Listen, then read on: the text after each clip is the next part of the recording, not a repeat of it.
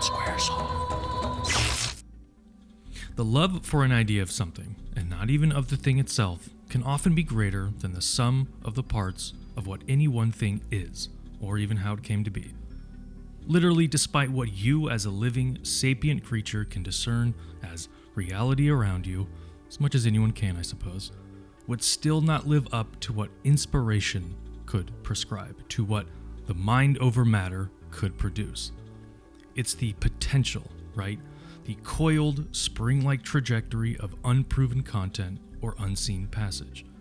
This is the honey hole, the grub-filled underbrush where B-side entertainment lives. B-movies and B-side music and television thrive because of this principle, I think. It's cheaper, probably. It's less extensive, usually yes.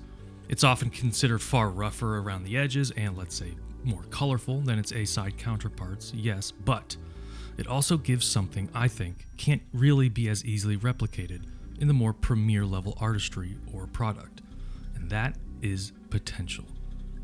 Potential is the fog that rolls across the hills and obscures the town. How many people live there? 10, 100, 10,000? The only way to know is to descend into the gray and find out. There are no high-rises, this is not a bustling port city, there are no major highways, there is only the idea of it, the potential of what a town could possibly include. This is the ultimate gift and curse of what a B-side is, I think. Potential, and purely that. There was a movie made in the 90s called Galaxy Quest. What they got Never give up and never surrender. were struggling TV actors. Acting like heroes. The whole thing was just a misunderstanding. Galaxy Quest. You're just gonna have to kill it. Well, go for the mouth, the throat, his vulnerable spots. It's a rock, it doesn't have any vulnerable spots! The general concept and conceit for the film was to exalt the tropey fixations and demeanor of B-level pop sci-fi, specifically the original 1960s version of the Star Trek television series. The movie starts at a convention for said B-level television show called Galaxy Quest, and goes on from there to a grand and hilarious adventure in the stars where a certain group of aliens mistake the episodes of the series as historical accounts, thus making what was once a way to sell products and fill a time slot into a battle for actual galactic dominion, where said aliens think these actors are who they portray on screen. It's a rather clever setup for a fun movie, and to this day still inspires a passionate and vocal following, I suppose ironically, intended or not, much like the premise of the film. And I mention this movie because it parallels nicely with the plot and Americana tone and thesis of this retrospective games video, Squaresoft's 1995 opus, Secrets of Evermore. Now, most of you watching this, the fat, balding, bad-back having 30 or 40-somethings, I mean, of course, the most beautiful, literally youngest, dare I say, immortal audiences I've ever seen data for, you lot may have played a certain bevy of games called Secrets of Mana. Those wonderfully baroque and colorful games are a lovely bunch of early action RPGs that exalt a tight control scheme and rather simple progression curve, but also with something that is woefully missing in today's gaming standard, and that's local multiplayer.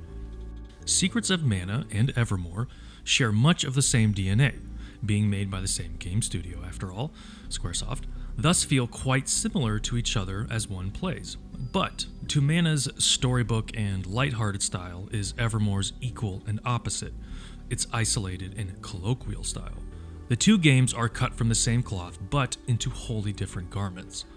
Both games have their signature action RPG combat and a very similar UI and equipment scheme, and both games offer a few different weapon types and magic spells to vary up the combat. However, the conceit in Evermore as compared to Mana is that everything in Evermore exists not in a fantasy world, but in a scientific/alternate one, where instead of spells, one uses alchemy, and instead of bows, one uses bazookas. A rose by any other name, sure, but this dichotomy sets itself apart from Mana, I'm sure because of the more logistical reasons, as Evermore was the Western version of an Eastern archetypal game, and showed that a formula could be applied and transcribed from one arm of a studio or game to another and still find success. This is all to say, like the studio epic that is Secret of Mana, the seat filler as it were, there exists a smaller studio film, the bottom half of the double feature as it were, its counterpart, its only ugly because she wears glasses stepsister, the B-side, Secrets of Evermore. And like Galaxy Quest, the perceived alternate to Star Trek, what seems to be an apparent send-up of said series or concept ends up exalting such virtues and tropes and becomes, in and of itself per se, a wonderful addition to the pantheon of good procedural content, in this particular case, a good Secrets of game. And again, because the idea of something can often be more powerful than the actual thing itself, the anticipation of said thing or the expectation of what that thing should be or do, because this duality exists in all conscious thought in everyone, a weird quirk of sentience, I suppose, this can be leveraged as a tool for expression, for art, and in this case, for storytelling. The knowledge of what a B movie is, or what a AA production is, the little bro to the big bro as it were, is quite literally what makes Secrets of Evermore work, not only as a game, but as an idea and a story. In a 2009 interview for Nintendo Life, the lead programmer of Evermore, Brian Fedra, said that their team did everything from scratch, even though they followed a somewhat understood pattern or recognizable framework from the previous Seiken Densetsu games, that's Secrets of Mana as it's known in the East. They literally built everything from little to no prior experience. The programming, the scripting, the graphics, the combat AI, the UI, the sound design and music, the story and concept, literally everything was built from the template of something more proven, more identifiable, something easier to sell, certainly as Squaresoft would imagine at the time, and yet with just enough X factor, unknownness, Americana zazz that would force a sort of novelty and distinction in the market and the lexicon, a risk by any other name. To reiterate, the potential of what a B movie is, of what a non-premiere product can be, I would argue is half the reason why we indulge in production and consumption of said lesser entity. Can David topple the giant? Can Forrest outrun the bullies in the truck? The what shouldn't be becoming what is. The mystery box on the table, what's in it? There could be anything in that, a boat, a tiger, even another box. All we have to do is open it and peer inside. To wit, we start Secrets of Evermore with a B movie.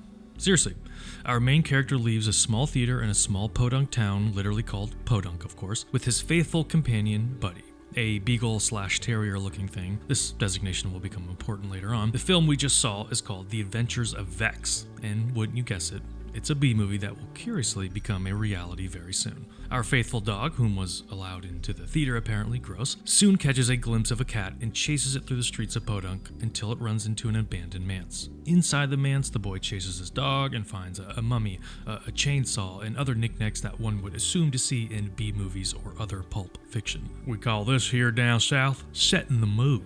Eventually, the two stumble into a room with a curious device that activates and teleports them into a new mysterious land and our adventure proper. Kid, aka the player, wakes up as an old man rifles through his pockets. You've all been there, right? This Dr. Robotnik lookalike named Carltron, yes, you heard me, asks us to follow him, and we do for some reason. Like any good B-horror or B-sci-fi villain, this mustached thin man invites us, in actuality, to our doom. Thunderdome style to a battle of the death with robots. Instantly, the game kicks off with the player grabbing a bazooka from a pod and blasting robots in the face. They were not fucking around in 1995, let me tell you. This is ostensibly our combat tutorial, and from this we learn how to attack and charge attack and dodge and how to use items if we want, though we take no damage, thankfully. After the tutorial battle, Kid finds a dark tube to fall into, and from there we are transported to our first zone, the primordial jungle, Prehistoria. And let me just say, this game has a killer soundtrack and atmosphere. Many times in the game, the player is left alone with no music and only ambience, the groan of swamp flies or curdled mud, hissy wind and rattling bones, the sway of a dark and gloomy forest and its macabre creatures that whistle at you in unseen corners, or eventually, the metal cringe of a dense space station and the killer robots on the loose that hunt you down. The sound design for a 16-bit game on the SNES in the mid-90s is nothing to scoff at. In fact, some of you folks out there may have heard of a little game called The Elder Scrolls 3 Morrowind, or The Elder Scrolls 4 Oblivion, or The Elder Scrolls 5 Skyrim, if I'm pronouncing that right, to name a few small, dare I say, indie titles that a certain composer by the name of Jeremy Soule produced. And that same Jeremy Soule is and was the lead composer of Secrets of Evermore. The sound design in this game, for the most part anyway, is extremely atmospheric and isolating, and belies the goofball pulpy vibe that the story goes for, and instead invites a distinct dark periphery, like something in the corner of your eye that's never quite defined, like a shadow on the wall from an unknown source.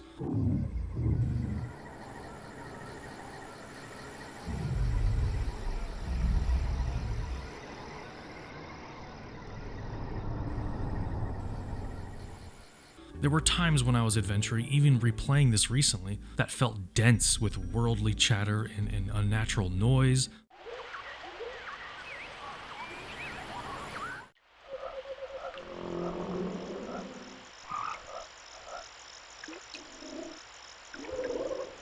That, again, for a 16-bit SNES game was and is quite impressive and indelible, and made for an uneasy, unsettling feeling that I believe really grounded and immersed me in the world and setting.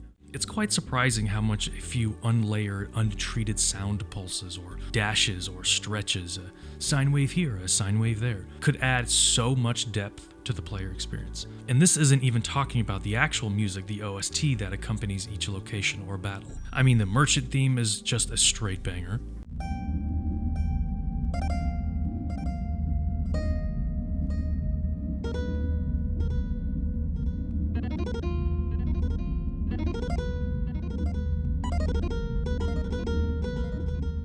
But then there's Secrets of Evermore.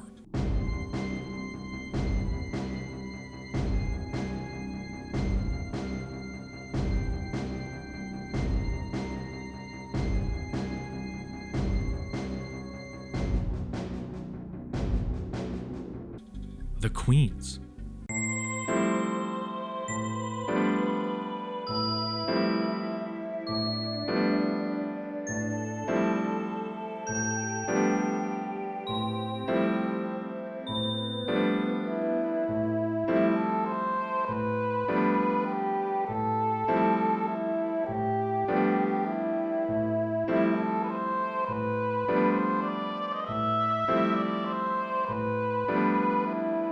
Flying.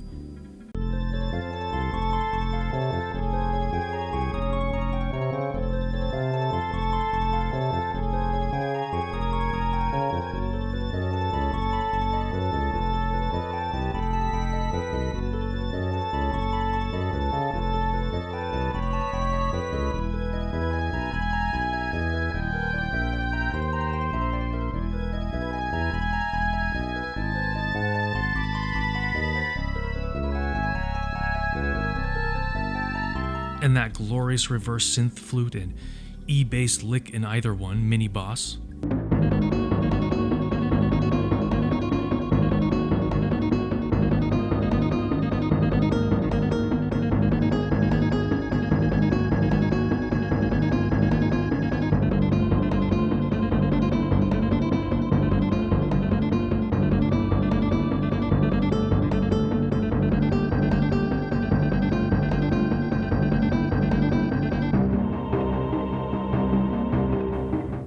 The ending theme.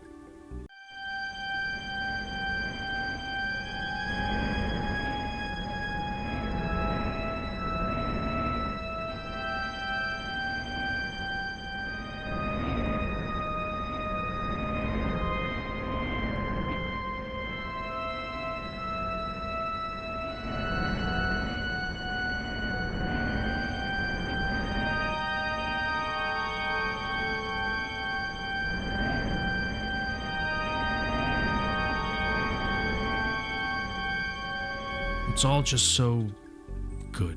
Simply that. Stylish and unique, still to this day, simply good.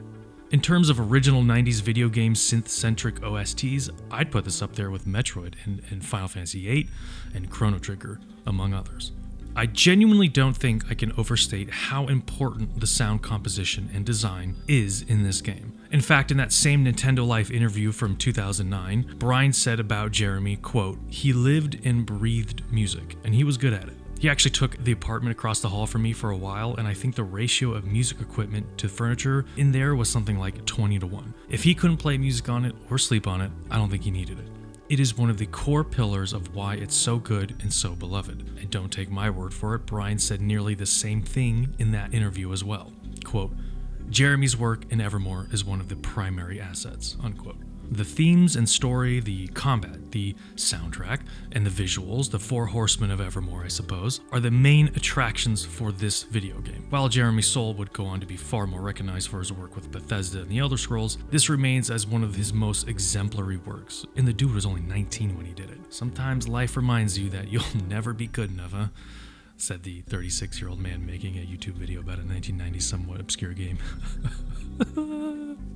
Anyway, back to the story at hand. Kid finds himself in a primordial jungle with a direwolf, his dog actually, transformed into a more appropriate beast of the age. In each location of the game, all 4 of them, the dog, Buddy, will transform into a thematic version of that location's historical context. In Prehistoria, he will be a direwolf. Antiqua, he will be an Egyptian-like greyhound. In Gothica, he'll become a fancy dandy purple poodle. And in Omnitopia, Buddy ascends to godhood as a flying toaster robot dog that shoots laser beams when he barks. And when I say that Buddy the dog is nearly God, I mean it. The balance of the AI for Buddy is wonky at best and way overtuned. That mutt will absolutely wreck shit through the game, basically making you a sidekick to his journey and not the other way around. For a child in the 90s, I probably didn't notice this, but as a child in my 30s, it was readily apparent that the balance for a lot of this game is up in the air. It doesn't make much sense, thus making the whole combat experience quite a breeze. Well, not really, but also yes. We'll get to that when we get to that.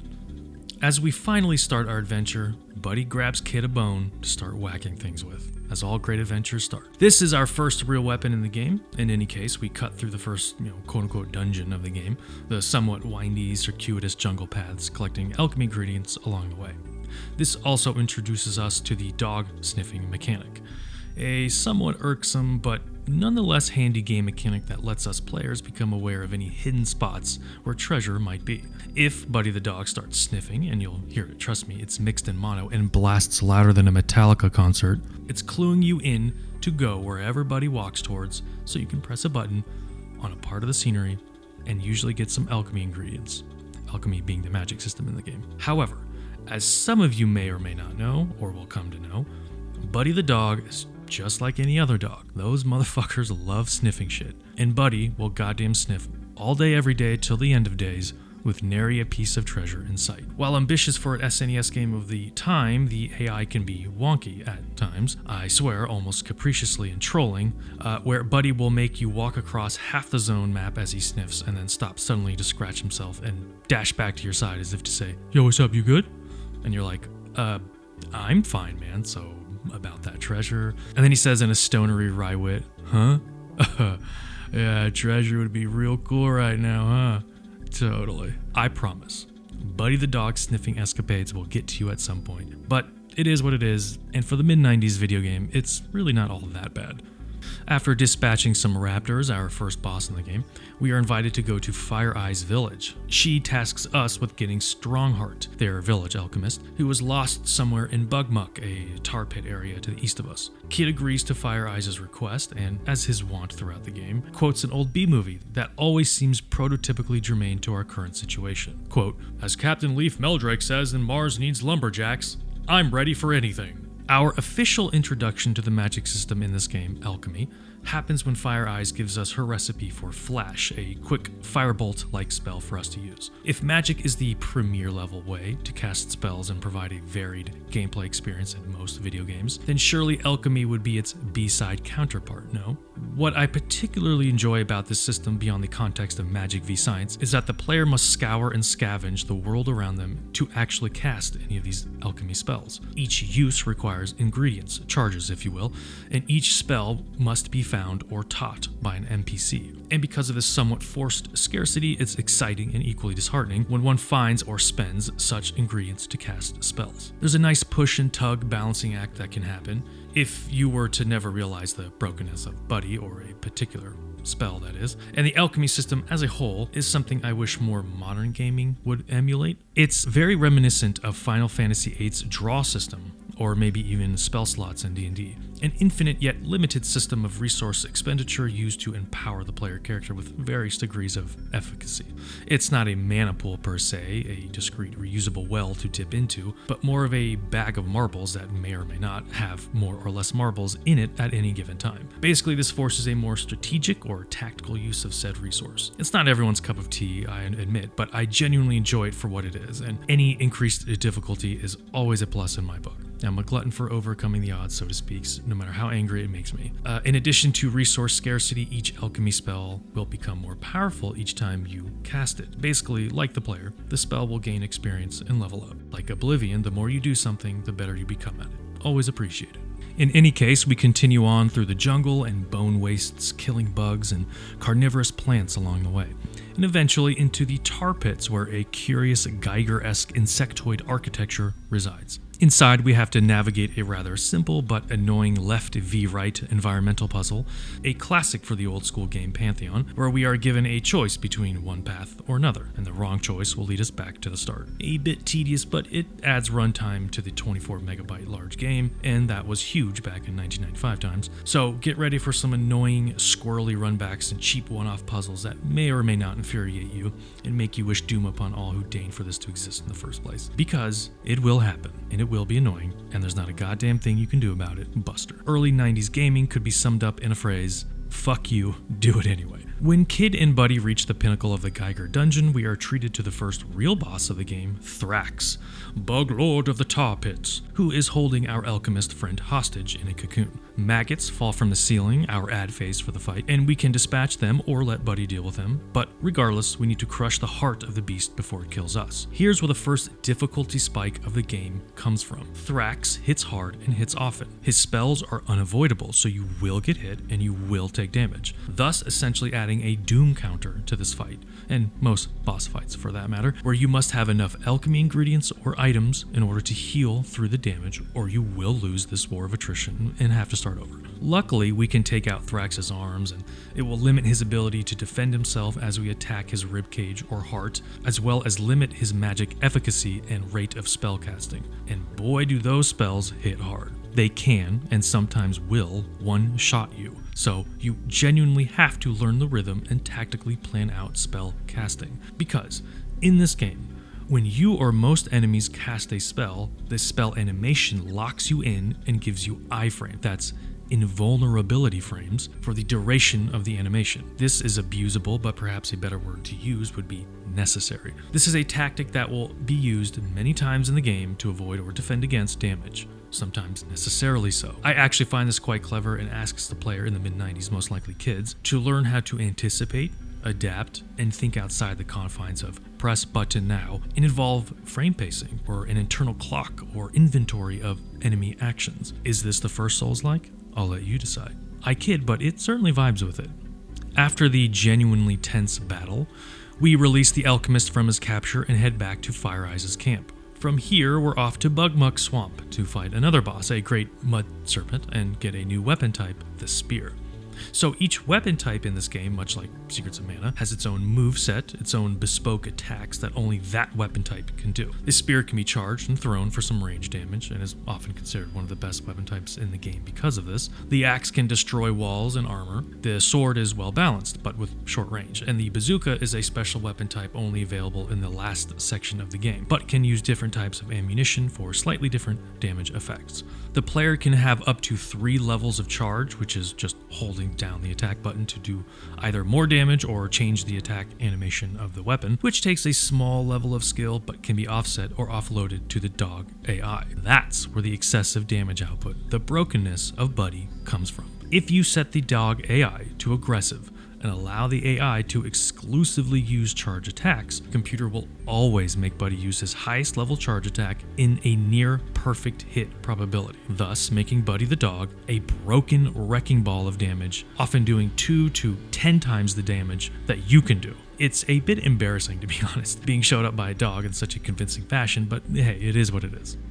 After Bugmuck Swamp, the game asks us to close out the first area, the first act of the game, by going up to the volcano of Prehistoria and stopping Fire Eyes' evil twin, because of course there's an evil twin in a B-movie 1950s pop sci-fi story, and this is where we, the player, are introduced to the quote-unquote puzzle of the area. Let me explain. In each of the 4 areas of the game, there is a central puzzle or minigame, at least one anyway, that will ask the player if they enjoy masochism, because such sights does this game have to show you. In Prehistoria, the first act of the game that is, the main puzzle is a series of waterways and pipes located in the great machinery of the volcano. You might have thought it was the Geiger dungeon, but you would be wrong. Oh, God, you would be so wrong, you idiot. You dumb, sad little person with a dumb, sad little brain. No, the puzzle here in the volcano is the real puzzle. The real masochistic volley of pixels that makes you wonder what the point of life even is. You follow a pipe with a strong current that pushes the player in a certain direction that eventually dumps into a hole that is either the correct hole to fall into or the incorrect hole to fall into. And thus the trial and error begins. As I've mentioned, since this is an SNES game in the 90s, and this is not a coin-operated arcade cabinet, the developers need a reason, usually multiple reasons, to keep the players engaged. Extremely precise and fast-paced or brutally oppressive content is great when quarters need to be fed into something, but that allure loses luster a little bit when translated to a home console. So, often developers would reimagine the concept of playtime via oppression by adding frustration and repetition to the mix. So instead of perfect pixel play, now players just need to have the constitution and attention span to sit and stay and endure a particular process or event or gameplay mechanic. This is not too dissimilar to the 90s arcade cabinet mentality or design space ultimately, but is just shifted enough in tone or perception that it becomes digestible in the home console motif. So, after spending what may seem like hours doing this annoying sewer puzzle, we eventually spill into the volcano proper and do battle with the act boss, Magmar, a fire rock golem with the weirdest hitboxes in the game. This bloke spits fireballs like the best of bullet hells and with great speed. It's genuinely difficult to dodge these, and they hit hard, and he rolls around quickly, which can damage you. He spits vertical mortar-like fireballs as well. In addition to all of this, at any time he can cast magic that freezes you in place. Great animations and great spell effects aside, this is true, but damn are some of these fights not quite geared for 8-directional gaming in the 90s. Maybe a little ahead of its time, hence the not so serious but also not really joking comparison to Dark Souls. Still, these boss battles are no joke, and if you're not well enough prepared or geared, you will be restarting these often. Once we deal with Mr. Magma Ball, we destroy the machine sucking the heat from the volcano and are dispersed into the world and into our next main location, Act 2, Antiqua, the Greek, Roman/Egyptian-like time period for this game. We awake on a beach in search of our dog, Buddy. He is, however, separated from us in a foreign place where a Greek or Roman-esque soldier plots and schemes about collecting some jeweled eyes. His name, Pompolonius. How deliciously apt, yeah? And that's the tone of this game, as was before in Act 1, and as will be till the end of the game. Firmly planted tongue and chunky cheek. And there's our quest for this act in the game. We need to collect these jeweled eyes, probably, take out this pomp fella and his evil scheming. In any case, now that we can explore Act 2, we are introduced to some new spells and alchemy ingredients to buy, which leads us to a new, I suppose, mechanic of the game: currency conversion. Each act has its own currency, as one might expect going from a world of mud huts to marble palaces to space stations, and as such, each currency has a conversion rate or an amount appropriate to the specific currency. 2 talons equals 1 jewel, that sort of thing. Normally, this wouldn't be something that needs mentioning, as it would be somewhat intuitive, or at the very least something you only do once and never do again, but the main minigame for this act is one of trade, and thus, a player will be converting one currency to another many times. Frustratingly so, even. But first, we must traverse the Desert of Doom in order to partake in such a capitalist utopian minigame. As is tradition with these sorts of old school games, the Ghost Forest, the deep sea ocean route, or in this case, the dry, sprawling desert, is in fact a fractal hellhole where time and space converge into an infinite point and endlessly repeat like a recursive nightmare. When I was young, I simply could not grasp this concept yet and got lost in the desert for hours. As is, the player must continue from screen to screen for what seems like an indeterminate, near infinite amount of time, until eventually we reach the stone walls of the main city. Like Dory said, just keep swimming. But there's more, actually. The player also takes unavoidable damage every 10 seconds or so, just to add salt to the wound, I suppose. Luckily, there are oases one can find that fully heal you, or you can maybe find an alchemist there to learn a sting spell. Otherwise, you will be pressing up on that D-pad for quite a while. Oh, and you fight murderous tumbleweeds and wasps, because, of course you do. Just before we go insane, thinking this Desert of Doom will never end, we finally enter Nobilia, the main city of Antiquita. We are met with some excellent vocal chatter, sound design, and immediately we feel relief that we are back in the civilized world. While the desert is devoid of song or any OST, the sound effect of the wind and the weeds and the buzzing bugs really add to the dissolution of sanity such an endless desert would likely force.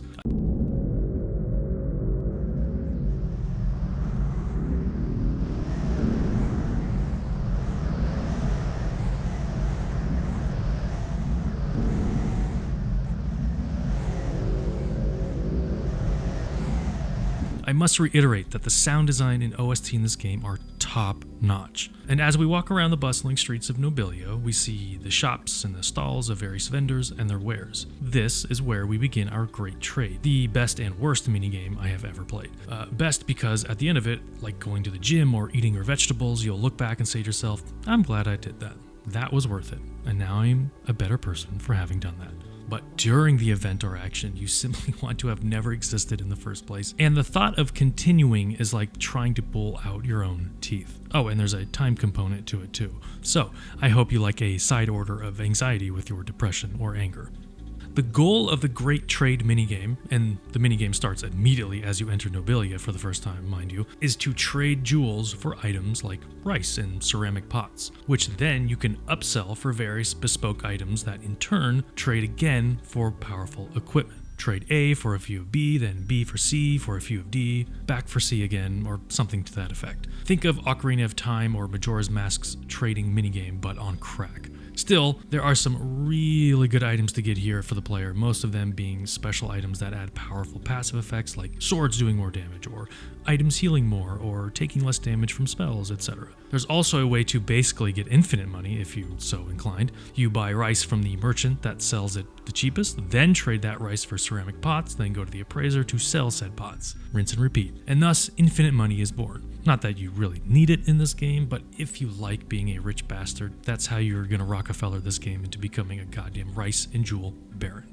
I believe you only get 10 or 15 minutes to complete this minigame as you rush from stall to stall, screen to screen, trying to remember which vendor sells or trades which item, and it's not something communicated at all until a pop-up tells you the market is going to close in 5 minutes. And then your little kid brain explodes in anxiety, and you start truly realizing the fact that the sprint function is tied to your stamina meter. And then you start cursing the fact that lungs exist and you must intake air, and why the hell does this game not allow you to sprint forever? But then you mega realize if you tap the sprint button constantly like some sort of rat trying to get a pellet of food from a scientist's hopper, you can bypass the stamina system, not so entirely, and sprint for a lot longer than you should be able to. Thus, maybe completing this asinine minigame and getting all the items and equipment, and becoming rich and find your dog and make your family love and respect you. I mean, of course, play the game.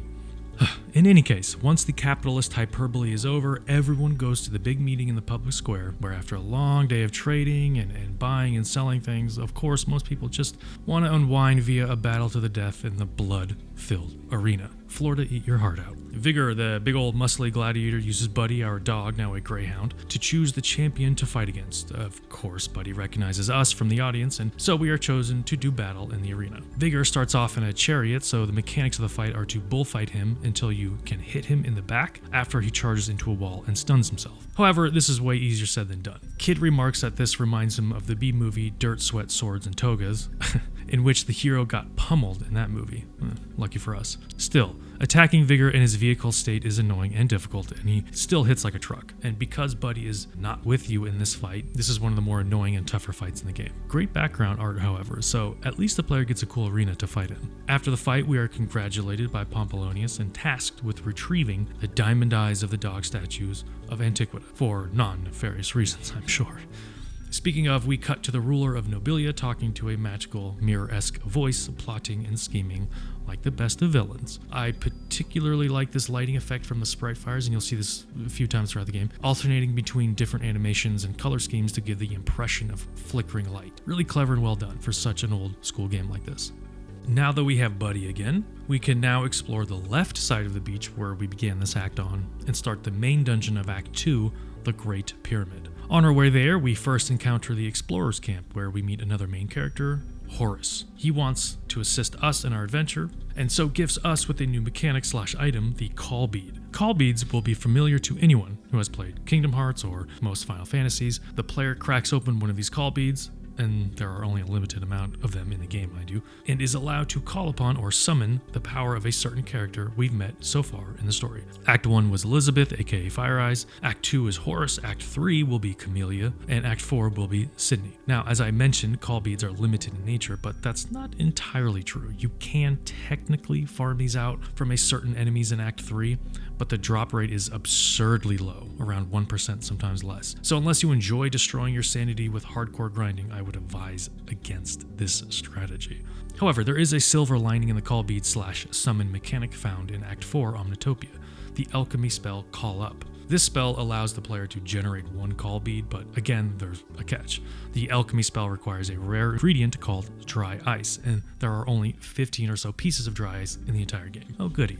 This is about as close to quarter vacuuming a home console game can achieve, mind you. So all in all, most players will only have about 20 to 30 call beads in total in their entire playthrough. Normally this wouldn't be such a problem, as it would be unlikely a player would spam call beads and not win whatever fight they were trapped in, but they are absurdly useful in boss fights where iframe abuse is rampant and is genuinely a strategy to employ. Each call bead summons a main character, like I said, and each main character has at least 3 or 4 different spells to choose from. Some are bespoke, but most are simply retextured or reworded versions of alchemy spells you already have, but usually with greater efficacy or potency. So to reiterate, call beads are a great addition to the player's battle arsenal and should be used willfully during any boss fight, but mostly only then, I'd say. They're just too rare to use frivolously.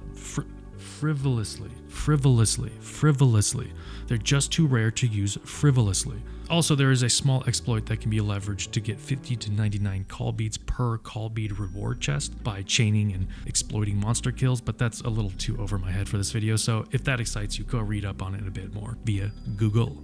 So as we continue on, we eventually get to the first half of the Temple Dungeon, a very spooky and very atmospheric place called the Hall of Robert Loggia.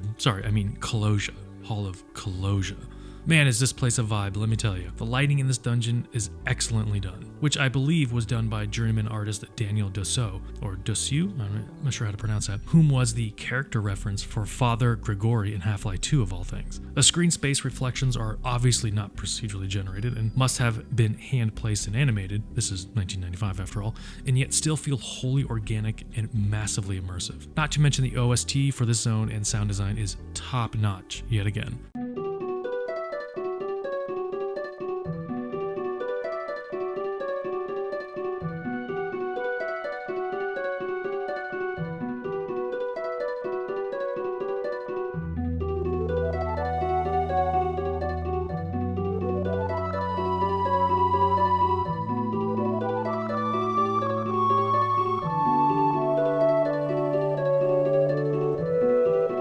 Personally, this is one of my favorite zones or dungeons in the game. We must hit 4 switches in the dungeon to open the main chamber and fight the main boss, Megator. We do this by going to a new screen on either corner of the primary foyer and completing a small maze-like puzzle. It's all rather straightforward, if a bit tedious, so not much is to be said about it, but as stated, it's quite nice to admire and look at, and the mood of the dungeon is well executed. After hitting all switches and opening the main boss room, which can only be accessed by upgrading the spear weapon, which allows the player to throw the spear and thus hit the button on the opposite end of the contrived gap, we fight Megator, a reskinned version of Act 1 boss. Except this time he's Earth Elemental instead of Fire. We get $3,000 and one of the diamond eyes for our trebles. Not bad.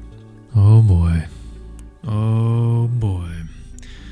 Now that we have done a rather straightforward, well-designed dungeon, this, of course, means that we must now endure one of the worst, most annoying and desperate dungeon experiences I have ever partook in. Replaying this now after all these years, I remember my little kid brain not liking this part, but oh boy, as a 30-something-year-old kid, I downright despised every moment I was forced to be in this hellhole pyramid of doom and irritation. Imagine, if you will, you're at a park with some friends or a significant other, and you're enjoying some nice food, a picnic even, maybe a barbecue, and it smells wonderful. The sweet smoke, the fresh cut grass or wildflowers, the partly cloudy sky that beckons a calming breeze every few minutes. Bucolic and serene, if there was ever something that could be.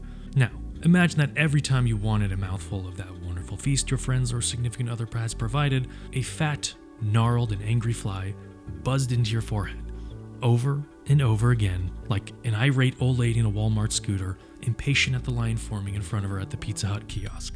just simply banging into your forehead over and over again. Possibly too stupid to understand the concept of solid matter, or at the very most, purposefully eliciting such frustration from you. Like a shithead kid throwing spitwads at you on a public bus. The kid knows that you can't do anything about it, and so Riley smiles and continues throwing wads of mucus-laden paper products at your red, bulbous head. This scene, this ennui, this emotional backstabbing, this sheer wanton destruction of sanity is exactly what will occur to you during the Great Pyramid Dungeon. These goddamn son of a bitch flying skulls will drive you mad, that I promise.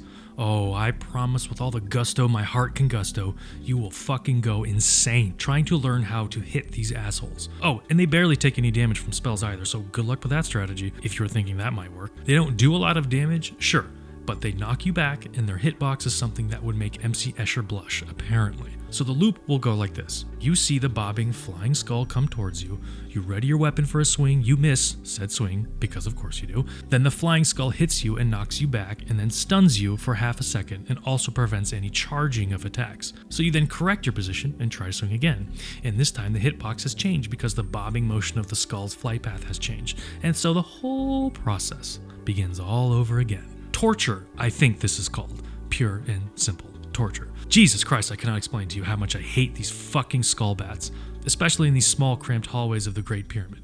It's something you have to feel for yourself to truly understand, and because of that, I apologize in advance.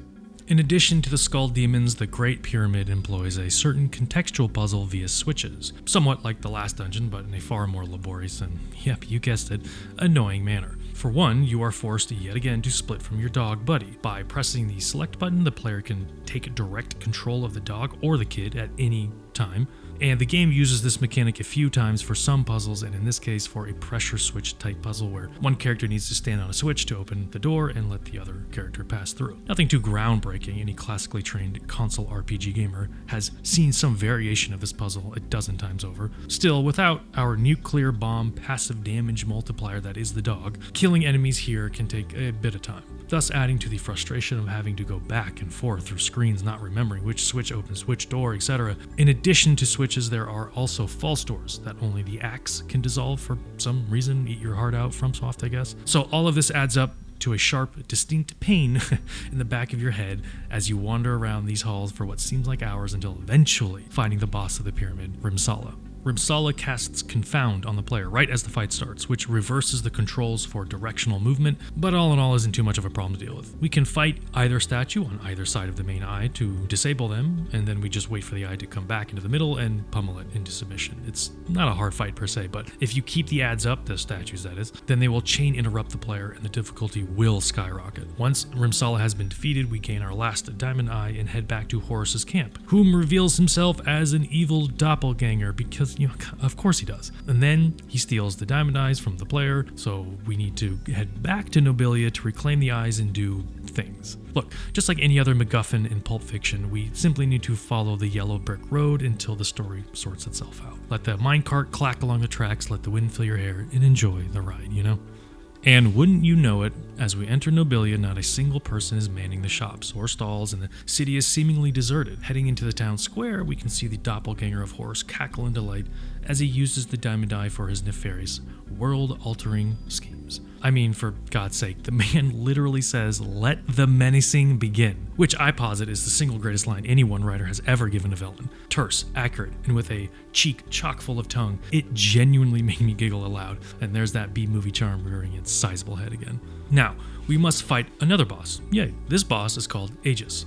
The big head statue periodically spawns in ads like direwolves and skullbats, dictated by the golden mask that spawns on the face of the statue. During the mask phase is the only time the player can damage Aegis, but luckily the window lasts about 10 seconds or so damage can be piled on rather quickly. Now, doing a challenge run without the dog makes this and subsequently all other boss fights much more tedious and difficult and time consuming, because as you can see, Buddy does about 5 times the amount of damage the player can dish out. Regardless, the boss battle is straightforward and simple to complete. After the fight, the real Horus will reward the player with the Staff of Life, a key item that grants a strong defensive passive bonus, but only if the player has 6 or more call beads, for reasons, I guess. Otherwise, Horus will only give you call beads until you have a maximum of 6. A bit dubious, no? So now you know why older generations of gamers tend to hoard most healing or consumable items in video games. For reasons exactly like this. We learned it from you, Dad. Used your resource? Too bad. Get fucked. Hoarded everything like the fattest of pack rats? Congratulations, here's more special shit to hoard, you genius you. So, let this be a lesson then. Never use anything ever for any reason whatsoever. You might just get something special to never use again later. Business. Horus congratulates us and reveals that the shaking pyramid object before us is actually an energy core that's about to explode. That's called a ticking clock in writing terms, by the way. But lucky for us, Tiny the beefy barbarian has come to our rescue in one fell swoop. Tiny chucks the damaged energy core into oblivion, where it will land somewhere and explode, most likely horribly killing anything in its path. Of course, allowing our player to continue his quest unimpeded by opening a tunnel north of the camp where we met Horus. What luck. And because of this, the river has been drained and reveals a new path for us to take. Behind the Great Pyramid, the trench snakes, a beautiful conceit to most 16-bit games from the SNES area, that is, the hidden areas where it might not be immediately obvious that an X or Y plane could be traversed. And the path eventually dumps into a rainbow-laden hole in the earth where our next mini-dungeon lies, the dark tunnels of Oglin Caves. This dungeon's main gimmick is that it's dark and there are teleporter pads everywhere, so it's a bit of a trial and error to reach the end of it. Not much to be said about how it plays out other than it's a cool motif and the Oglin that you fight kinda hit hard. Still, at least we are rewarded with a boss fight at the end of it. Aquagoth, the most metal name for a squid that's ever existed, I bet. This is ostensibly the final act boss because immediately after defeating him we move on to Gothica Act 3. This is genuinely a tough fight, mechanically speaking anyway, as the player is constantly harassed by snapping tentacles coming from the metal grates of the play space. In addition, Aquagoth will cast a multitude of AoE spells. Luckily, the damage output on the tentacles in Aquagoth is low, but it will quickly add up if you don't pay attention, especially the spell Corrosion, which puts a dot on your character. That feels like it never goes away. Be prepared to exhaust your healing items. It's a very cool boss arena, however, and the visual flair is top-notch. Soon after the fight, we are rescued via basket and pulled to safety from a well by a purple-clad man in a shiny beard. Welcome to Gothica, our European swords and sorcery type B-movie for this act. Personally, I really enjoy the visuals in this act. Our team knocked it out of the park here. The color palette is well executed, the dungeon and town layout is far more involved and complex, and here you can really notice the increase of file size from 12 to 24 megabits. Everything has some level of detail crammed into it, from the colors of the trees to the flickering flames to the shadowed barrels or baked-in light maps cast through the windows. For an action SNES game, originally meant to be far smaller in scope and size, 12 instead of the 24 it became, it's no small wonder how much thought and care and attention to detail could be allowed and executed by a team of programmers and artists and developers that were literally new to the industry and given a rather broad MO by Squaresoft Brass on what to create. Oh, and the music for the White Castle town, the main city of this act, is of course fantastic. Tense, dark, wandering, curious, and unsettling. This track is probably one of my top 5 for the whole OST. Always remember, a meandering synth flute along with tight triangle percussion is always a surefire way to get that spooky vibe going.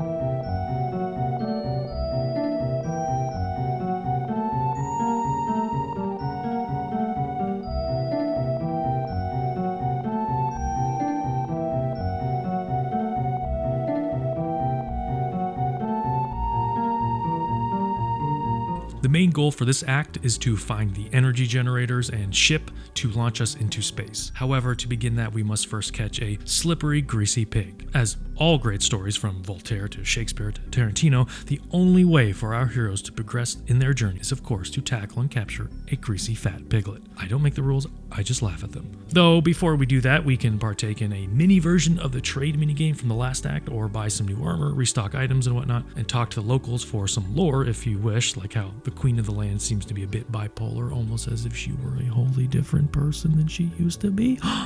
Could it be another evil twin? Double gasp. And a brief aside, we make sure to check behind the buildings for secret entrances to various homes, a la Final Fantasy VI and others, a tactic employed by many SNES RPGs of the time, mind. Before we can play Catch the Piggy, however, we must indulge the carny here and enter his little house of horrors, his traveling freak show, as it were. Percival Plank's exhibition of cultural oddities, he calls it, otherwise known as, of course, Florida. No dogs allowed inside the premises. Oh geez, I wonder how this is gonna go. Clearly, we're going to be separated from Buddy, but for now we must enjoy the freak show. First up, a man in the box. I mean, the mysterious floating head. Someone scratched the poor man's nose. Next up is a cheese-producing unicorn goat, which the carny implores us not to touch because, obviously, its horn is glued or strapped on to a poor simple goat and passed off as a mysterious cheese creature. The third freak show wonder is Mungala, a sewer creature like Medusa who is mysteriously not present, which I posit is actually a great bit for any aspiring carny out there. Think of a grand involved backstory or origin story and then simply reveal nothing and allude to such a creature or entity escaping and is on the loose. It's a cheap way for a cheap thrill, but it'll work. The last freak show item is, of course, our dog in a pig mask, because of course it is. The pig we need to chase is Buddy. Oh my god, who would have ever guessed? So we chase the dog/pig around until we get him, and then we are awarded an audience with the Queen. If only real world politics worked like this. Want to talk to Mitch McConnell or Joe Biden? Well, you better have some fast twitch response times and a healthy appetite for animal husbandry, because shit's about to get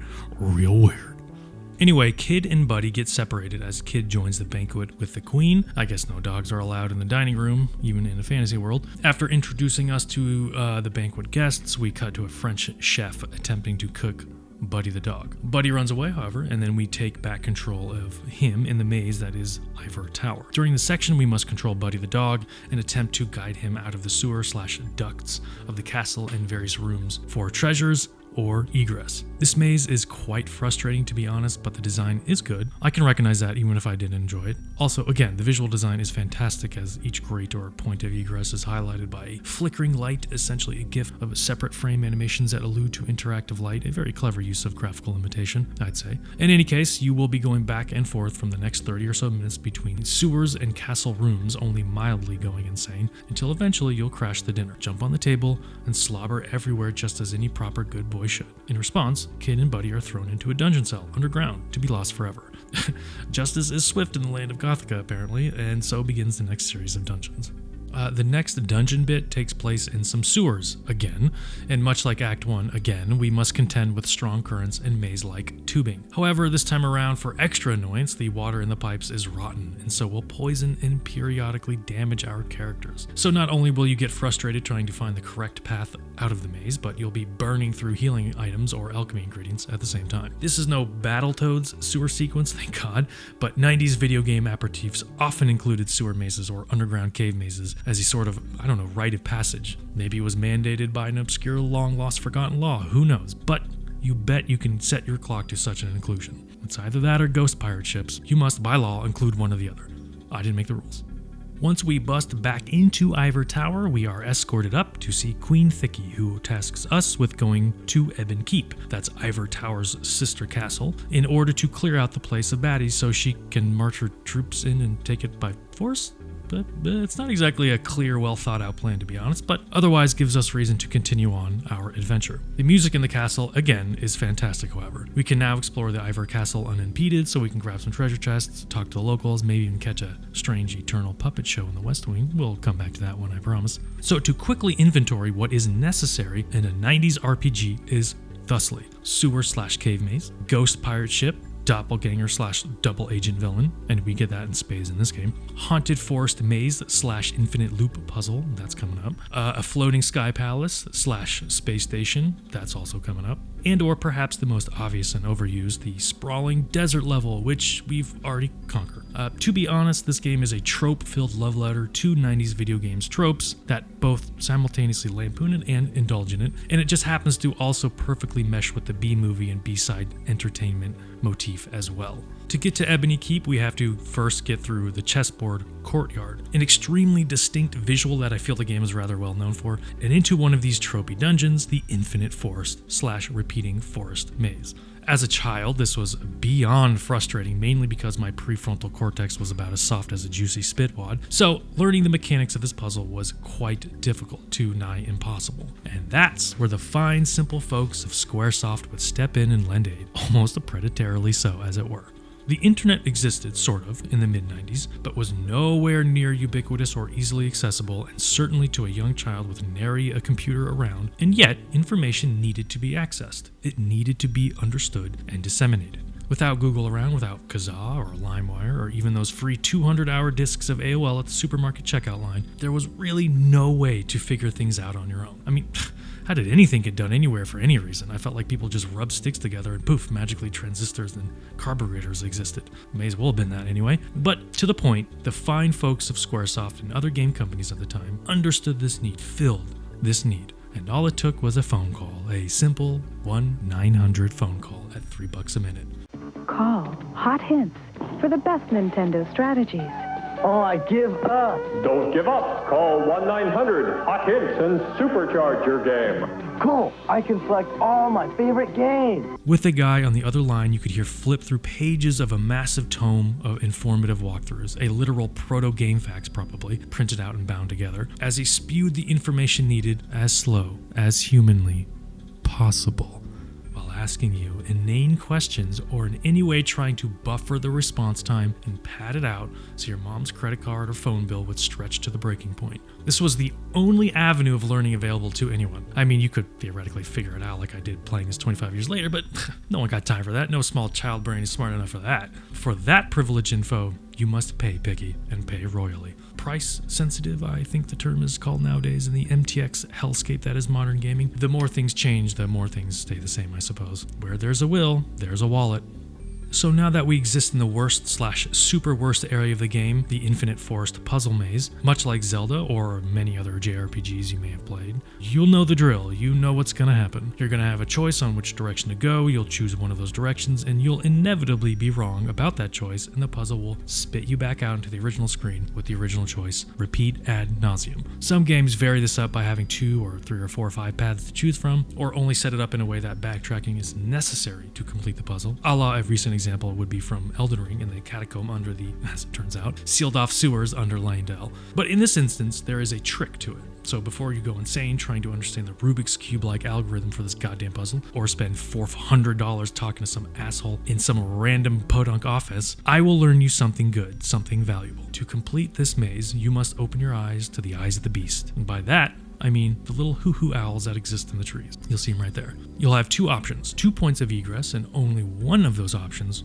will have a black owl in the trees next to it. This is your clue that you're on the right path. In addition to this, you must read little signposts that give clues on where you're going and how to complete the maze, but here's the rub. Sometimes the black owls don't appear, and you have to seemingly trust your gut on where to go. And sometimes that gut is full of stinky gas, meaning you'll fail, get lost, and more or less have to retrace your steps or start all over again. 90s gaming, yay! That being said, eventually you will pass the forest and find the entrance to the cave that brings you to another part of the forest. Oh my god, it'll never end. Actually, luckily, it's a bit of a fake out and it's no longer a maze, but a linear hallway dumping you into a boss fight. The other missing trope of the RPG is now upon us. The mimic fight.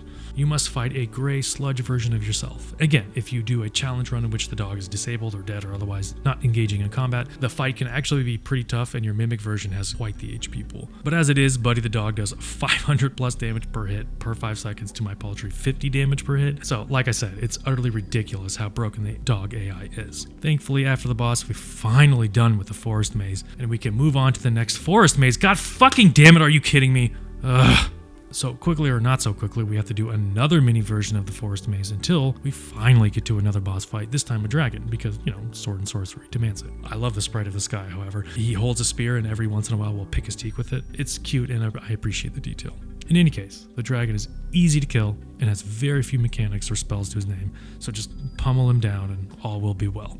The next extended gameplay bit is essentially repeating what we just did in Ivor Tower. The sewers, the inside of the castle, it's all essentially a mirror version of Ivor Tower, so none of this will seem too new or surprising. Again, repurposing what you've got is another hallmark of B-side entertainment.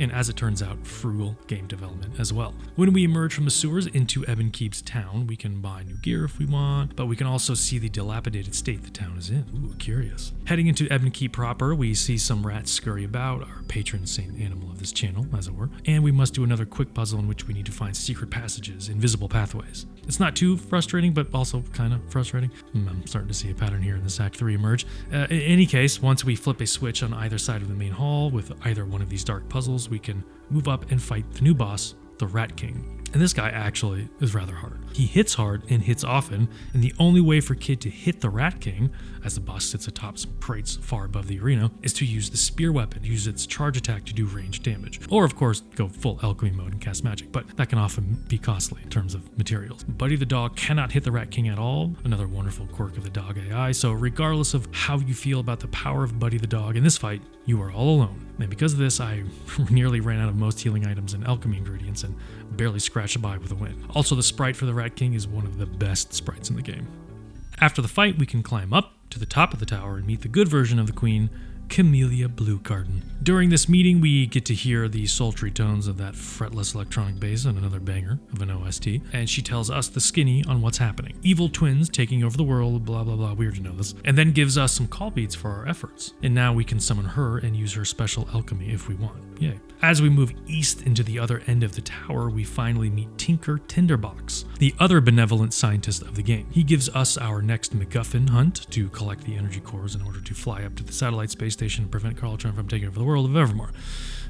A bit of a hectic stretch, but so is much of B-movie 50s sci-fi, so it all seems rather above board. However, now that we have a new upgraded axe, we can pass through the barrier we saw a little bit earlier and go into the last mini-dungeon, Gomi Towers. This is a vertical series of rafters and stairs in which we fight slimes and dragons as we climb up the top of it. Sometimes, like the Geiger dungeon from Act 1, the paths will collapse from under us and we'll be sent back down and have to reclimb certain sections or use this tactic to get some secret treasures. Rather straightforward, and after the whole recursive dark forest thing we just went through, so keep on moving up and the player will soon reach the top and fight yet another boss, Sterling the Dragon. Sterling is basically just like the other dragon we fought in the forest, except this time he's more powerful and will be more aggressive and fly around and be difficult to hit. Also, he can grab you and fling you off the tower, forcing you to climb back up. As a quick aside, this is the only boss where one can use the Wings item, a classic Secrets of game item that whisks a player either back to town or to the outside of a dungeon. Not that you would really need to use it here, I guess if you're going for a no-hit run challenge or something like that, but it's a tactic that can technically be used, so I thought I'd point it out. After the fight, we get to talk to Gomi, the creator of the tower, and he teaches us a cool AoE alchemy spell, Lightning Storm. Gomi offers us a ride on his dragon after we just put the smackdown on him. Talk about insult to injury, my guy. And so we accept and are immediately whisked away back to Ivor Tower sewers, where we have to run through them again and go back into the tower proper. Once we enter the tower, we basically get into another boss fight almost right away. Act 3 really picks up the pace with the boss fights, as you can probably tell. In the same room where that weird puppet show was going on, if you remember. Here we fight two marionettes who don't do that much, and Buddy the dog basically one-shots them over and over again in a hilarious manner. But after killing a couple rounds of puppets, however, the real boss shows up. Big scary face monster known as Mongola, who basically looks like Pennywise and an orc had a baby. This is when the fight gets hectic. Mongola casts corrosion and other AoE spells the whole time, while the other two marionettes are flailing around trying to smack you. So trying to hit and reach Mongola is relatively difficult. You can technically farm some XP from the respawning puppets, but I don't know if that's infinite or not, or if my game just bugged out, as eventually they stopped spawning and Mongola barely did anything and maybe stopped working. I don't know. But when Mongola dies, the evil queen congratulates us, and then tries to assassinate us via belly flop, like the best of summer pool days, but instead kills herself or something and falls through the floor. And now we have access to an airship, and now we can fly around the world of Evermore and revisit Act 1 or 2 in order to find the necessary items to use the spaceship, which will bring us to Act 4. And like all world map sequences of the 90s video games and RPGs, the music that the player hears as they fly around is simply fantastic.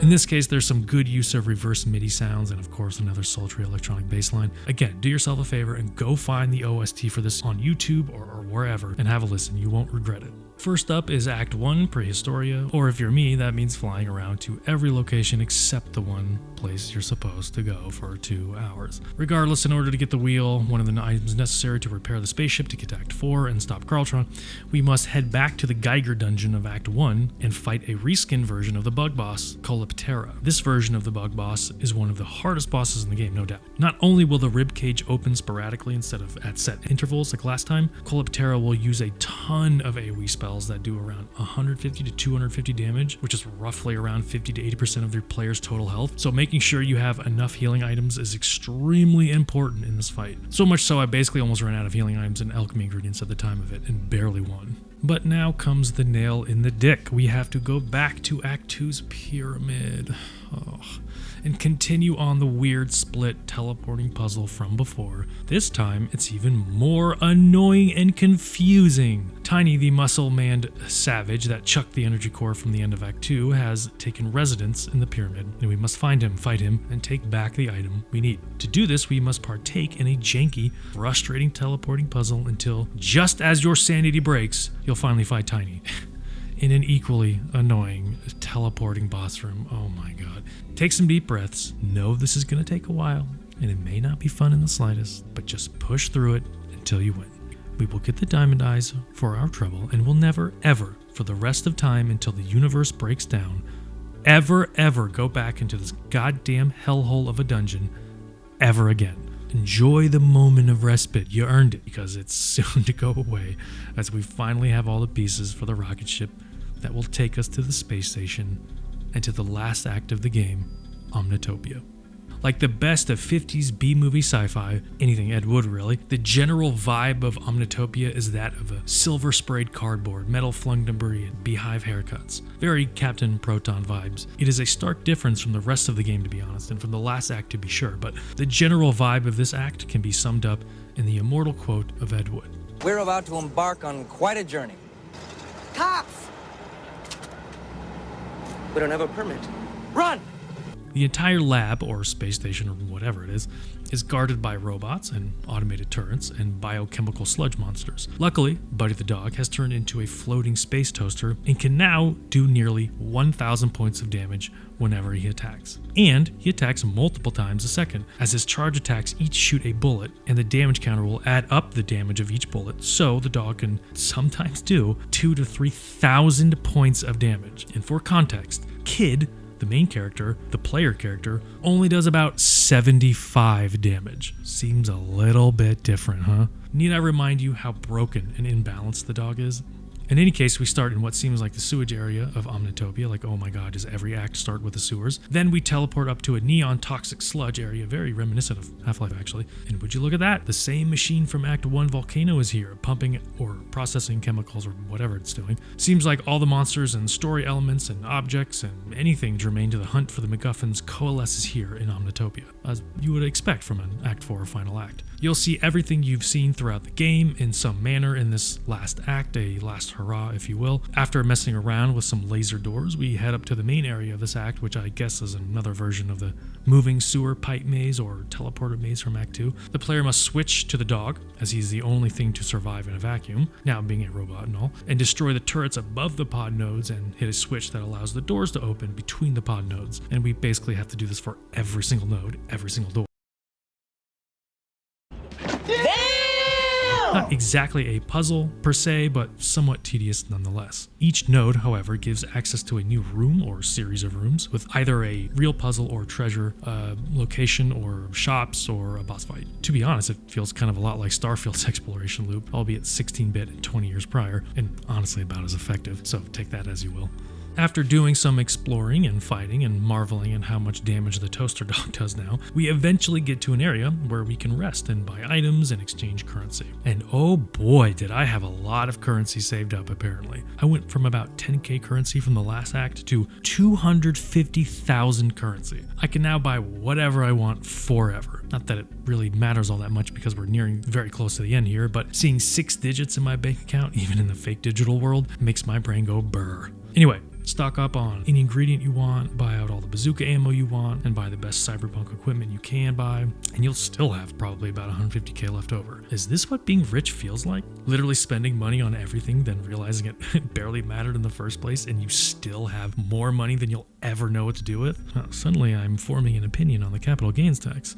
Suddenly I have an opinion about the capital gains tax. Yeah! Still, during the next hour or so, it's basically just going through each room under each node and solving a puzzle, clicking the right radiators on and off, going through a small maze of man-eating plants, inputting a random access code, etc., until eventually you'll get into a boss fight with a supercomputer, a la Tron. It's called The Face. Pretty apt, I guess. Yeah. Anyway, it's the only optional boss in the entire game as far as I'm aware, and it's only accessible after inputting the correct random code from one of the previous puzzle rooms. There are 27 possible combinations for the code to the boss room and the alarm room, and if both codes are actually the same, the game forbids you from accessing the boss room. So good luck. You have basically a 1 in 27 chance of fighting this boss. And don't pull a Spaceballs, okay? So the combination is 1, 2, 3, 4, 5. That's the stupidest combination I ever heard in my life. That's the kind of thing an idiot would have on his luggage. Thank you, Your Highness. Well, did it work? Where's the key? It worked, sir. We have the combination. Great. What's the combination? 1, 2, 3, 4, 5. 1, 2, 3, 4, 5. Yes. That's amazing. I've got the same combination on my luggage. The boss hits very hard with its max level flash alchemy spell, but can be nullified completely by casting Reflect on you and the dog. Then the fight becomes just easy peasy. Carry on, and eventually you'll meet Dr. Ruffleberg. This game's Dr. Light, as you remember from the beginning of the game, and he'll task you with getting the energy core back again in the chessboard courtyard in Act 3. In my opinion, Dr. Ruffleberg is from Chicago, so I always speak in my head with this Midwest accent there, because once you get that red Mustang of an airship, spaceship, grab the energy core real quick there, buddy guy. Come on back to Omnitopia and move on to the final boss fight, Carltron and his lackeys. Like I said, Act 4 is rather straightforward and breakneck, and it's basically just an elongated dungeon there, buddy. Okay there, guy? The last boss of this game is quite the doozy, let me tell you. Do you like phases? Well, you better, because this boss has about 5 of them. I hope you fully kitted out your inventory and have enough ingredients and healing items, because most likely you will use them all. In fact, without Buddy the dog and his broken damage, the fight would probably be damn near impossible. Unless, of course, you've maxed out your alchemy damage. I basically just controlled the dog the entire time, because he's the only one that does thousands of damage with the effort of a sneeze. And during the first phase, you must destroy some fans, and then the ads come. Then you gotta kill more mimic tiers of you and the dog. Then a full metal version of the first act boss and the second act boss, the roly-poly magma guy. Then finally Carltron himself, who rides a giant metal missile? Gatling gun? Whatever. Everyone in these phases hits hard, and you will be healing a lot during this. However, mechanics-wise, it's nothing really new, so it's more of a battle of attrition than anything else. Once you kill Carltron, he does his best Saturday morning villain routine and disappears into the ether, never, or maybe never, to be seen again. And Dr. Chicago insists we collect all the Podunk operatives, that's Elizabeth, Camellia, Horace, and attempt to teleport them back into the real world in Podunk in 1995. And that's it. That's the game. Carltron escapes, sort of, and we rescue all the original Podunk denizens and bring them back to their rightful time and place. I think. Mostly, anyway. There's not much more to be said about the story. It's more or less closed, as clearly evidenced by the credits sequence, but this brings me to a more personal note and a more personal diatribe or story I'd like to convey to you all, and to the conclusion of this hour-and-a-half video. So, I remember back in the 90s when I rented this game from Blockbuster or Hollywood Video, I don't exactly remember which one, and a certain event happened, which was not wholly uncommon back in the day. Now, some of you youngins might not remember, but most console games were called cartridges. That is to say, an enclosed plastic casing was around the chip that housed the game, and most of these cartridges had a certain amount of memory allocated on said chip. Because of this memory limit, save files were few and far between in most games, usually numbering at a maximum of 5 or so, and therein lay the problem. You might say to yourself, if you're renting a game and then have to return said game to the game rental purveyor, how would you, the person who rented said game, guarantee that you'd get the same cartridge to rent the next weekend? Well, sweet summer child, the answer to that is you wouldn't. In fact, often you would never continue the same save slot, and this caused another type of event to happen. A game of Russian roulette that would often end with massive late fees because you just tell your parents that you returned the game and that they'd rent some random TriStar movie the next weekend, and then the person behind the counter would make them aware of a massive $25 late fee from an unreturned game from an outstanding on the account. Then your mom would yell at you and take away your SNES for the weekend, but you knew where she hid it, so you'd sneak out and play during the weekend after school. You sneaky snake you. So, not only was this the ultimate downfall of all video game rental stores, the massive late fee nickel and diming that is, but this event would often be the downfall of playthroughs. You'd often have to fully restart the game and play all over again in a vain attempt to get back to where you were before the weekend ended. This ostensibly made most games of the 90s roguelites and speedruns by default, simply by the virtue of having to go through the game multiple times in hopes of returning to where you once were. But sometimes, like the skinny boy pulling the sword from the stone to become king of kings, every once in a while you'd rent a game and there'd be a certain save file on it, a curious, shiny thing, gleaming like the light that used to be in your eyes as a child. And in this save file, you'd often see one number pop up frequently, almost scarily so, or almost like a joke, maybe like, surely this could not be true, and that number would be 9. 9s as far as the eye could see, from sea to shining sea, all 9s. Time? All 9s. Level? All 9s. Currency? Yep, all 9s there too. Any number that could be expressed in a save file slot, all 9s, always. Every once in a while, you'd rent a game, some motherfucker out there, some god among men, some wizard of the abyss would conjure up a dark spell of offering and bless your little kid eyes with the truth, goddammit. With the true output of potential and perspective, you would be gifted a playroom full of all the toys you ever wanted. And on multiple occasions in my young life, and the only time I remember things that mattered, I was blessed enough by this event to tell all you about it, to proselytize such a miracle that was a hacked save file. Whether it was at Kefka's Tower, Omnitopia, Bowser's Keep, or any other final endgame dungeon or area or location or menu system, I had the glorious opportunity to bask in the oblique, to peer behind the curtain and see the machinations of reality in all of its tubular glory, to bathe in the waters of overpowered nonsense. And as it turned out, when I rented this for the final time as a youngin' in the 90s, such a save file existed here as well. Whether by Game Shark or just some mad motherfucker with way too much time on his hands, regardless, I had the holy grail, the golden goose, the level 99 save file on my cartridge. And boy, if I could measure the diameter of my eyes in that moment, I suppose they could be misconstrued as stellar bodies. For even NASA would have called the governor of California and demanded to know what the hell was going on. I mention this because the first time I beat the game, I beat it with a level 99 kid and a level 99 Buddy the dog. With all items unlocked, 99 max items in all slots, 99 bullets for the bazooka, every number was some sort of expression of linear 9s. You might think, well, that's cheating, that's lame, and by today's standard, maybe I might agree, but back then, you must understand, seeing such a save file, such a diamond gleam in the mud of ignorance, was akin to an out-of-body experience, to having touched the hand of God and lived to tell the tale. To say that you saw the number 99 in any RPG in the 90s was like the old grizzled vet in the old fishing town telling his old fishing tales to anyone who would listen. Maybe it's true, maybe it's not, but goddammit if you don't lean in and ask for another ale all the same. It's impossible to replicate this feeling nowadays, as is with time and mediums and progress, but for those who know, they know. And for those that know, I know you know. So let us cling hands together and revel in our profane knowledge and dance around the campfire of nostalgia like the crazed witches we are, cackling into the night.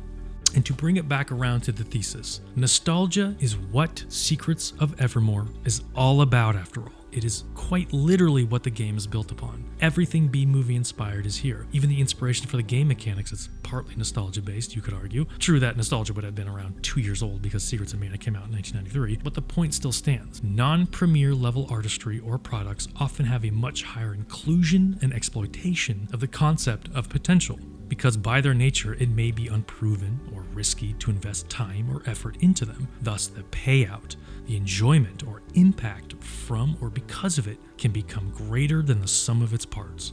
That heady cocktail of potential rarely goes down smooth, but often packs quite the punch. Or doesn't, regardless. Because it's not always a known entity, the outcome is rarely secured, so you just gotta dive in and figure it out for yourself. Because nostalgia is essentially the reverse of potential. It is the anti-potential, if you will. Nostalgia requires understanding and presence and a sort of corporality that only history and context can give. And on the flip side, potential can only exist in a state of flux, or a realm of probability and uncertainty. Potential by nature is quantum, if I could be so bold as to use that word. And because of this mechanism, potential only requires a participant. And that's it. The vibe of Secrets of Evermore is that of a B-movie, of a form of nostalgia that I barely remember living through, and maybe never really interacted with until much later in life. It's a strange thing to notice, honestly, something that feels familiar or pulls at a string you never knew was dangling, when in fact, you're sure you've never seen or experienced it. The term is called anemoia, I believe. That dissonance, I think, is what makes Secrets of Evermore all the more compelling. It's fundamentally about the B-side experience, about the pull of something inextricable and understated. How many Ed Wood type films did I watch before playing this game in 1995? Maybe one, probably zero, and yet I understood it, I felt it, I figured it out, because I'd seen Star Trek before, an episode or two anyway. I'd seen good cartoons versus bad cartoons. Heard good music on the radio versus the good shit my dad would play on the way to school. I had, at the very least, intuited the idea of premiere stuff versus the non-premiere stuff, the known versus the unknown, the underdog versus the establishment. Maybe I didn't have words at the time to explain it. Hell, maybe I still don't now, but I understand the mood, the feeling of it, the anemoia. I played Secrets of Mana, then I played Secrets of Evermore. I heard the single on the radio, and then I flipped the tape over to the B-side and heard the lesser-known song. To quote one of my favorite characters of all time, if you are truly to understand, then you will need the contrast, not adherence to a single idea. If you are to truly understand, then you will need the contrast, not adherence to a single idea. The contrast of the B-side to the A-side, as it were, is where this game thrives. It is where such films as Galaxy Quest thrives. It is where the potential thrives. To truly understand, one must explore. To truly appreciate, one must try. And to truly learn, one must be secure in their insecurity. There's always something else, always something more. Maybe it won't be good, whatever that might mean. Maybe it will be better. Potential is the sauce that keeps it all going. And it's the reason I think I love this game so much, and why it stayed with me after all these years, and why it made me think deeper about myself or the art form or whatever. Sometimes it's the big moments. Love, a child, a death in the family. And sometimes it's the B-side moments. A quote, a fine meal, a game. Either of these paradigms together form something greater than the sum of its parts. Contrast is potential, and potential is the engine of understanding. And if anyone could leverage such a lofty, heady, philosophical human underpinning and some damn fine art alongside it, then I feel like that is a defined success. And Squaresoft in the 90s mind was simply a goddamn juggernaut of success. Game after game, IP after IP, it didn't matter. When they released something, everyone paid attention. Everyone saw the potential of what video games could be. Secrets of Evermore may be a somewhat well-known B-side angle of what Secrets of Mana is, but it is no less impactful or important in the landscape of video game history. If I leave you with anything, it is this. Every brick laid in the temple of art is built upon the last, no matter how small or oddly shaped or weirdly colored. That's just how we humans work. So don't be afraid to seek out the lesser-known stuff. Don't be afraid of the weirdly shaped bricks in the wall. The foundation is strong and it is eternal, so don't be afraid to add to it in any way you can, even if it's just stopping and appreciating the shape of it.